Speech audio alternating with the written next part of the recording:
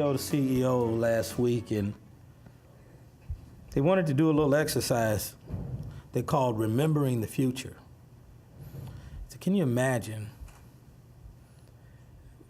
if we're 25 years beyond where we are today?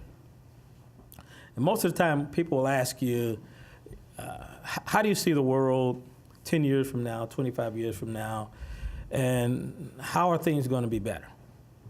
They said, well, this time, let's jump 25 years. What do you remember about the future? I made just a couple of notes. 25 years ago, right? Today, we're talking about what happened 25 years ago.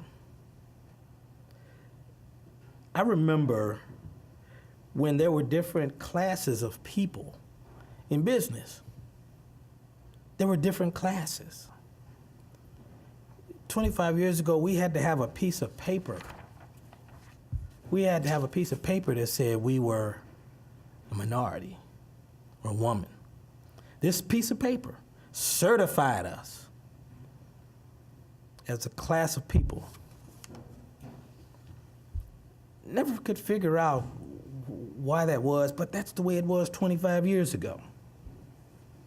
And somewhere in there, that whole program dissolved. There was no more, you either went and you got the business or you didn't get the business, right? 25 years ago, for whatever reason, they like to put us in the 25 and 5. So I guess theoretically, I was only able to go after 25% of the business because I had that piece of paper. Or I could go after 5% of the business if I was a woman. I mean, can you believe that? 5%?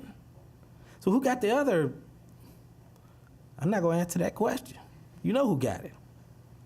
But that's the way it was. There were firms and types of firms and classes of people that were not viewed as viable investments. They weren't even assets to the community.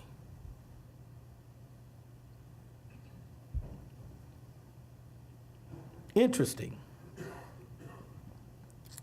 And as I thought through those couple pieces of remembering the future, I asked about the future, or the past, should I say. Why was that? Why was there disparity in lending, disparity in contracting, insurance, bonding, and hiring? Because it's not like that way today. I mean, we go in if we're qualified, we got some good referrals, we can get the job.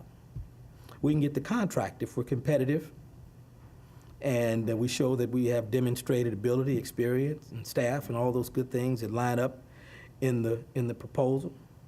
But why was there this systemic situation that everybody walked around and felt like we needed a program?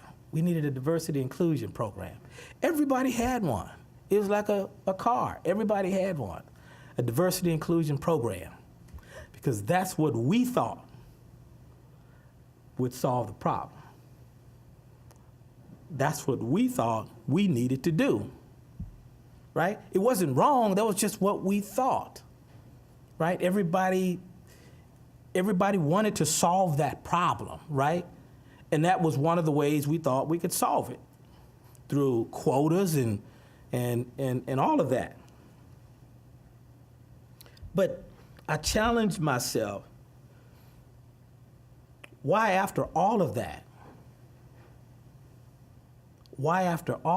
we still never had second generation firms in those different classes? Everybody's first generation.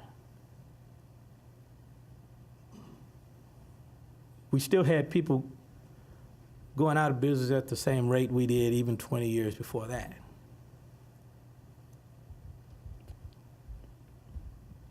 We could go to all of the diversity award banquets and programs, and we'd buy tables, we'd buy ads, because that's what we thought would solve the problem. That would balance things out. But what we found out in 25 years was it wasn't the programs. The only way to solve what we believed to be sort of this disparity was to understand the origin of it. Well, what was the origin of it?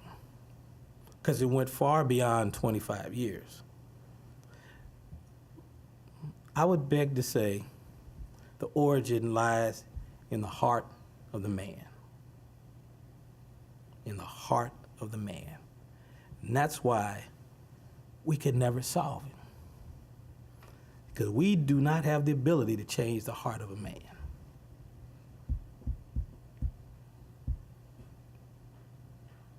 But we're through all of that. So now we move forward as viable firms and professionals in our industry, and we create the success, and we create the opportunity for those who are coming behind us. But at least we understand now the origin of it. I just wanted to share that. I'm done. Thank you.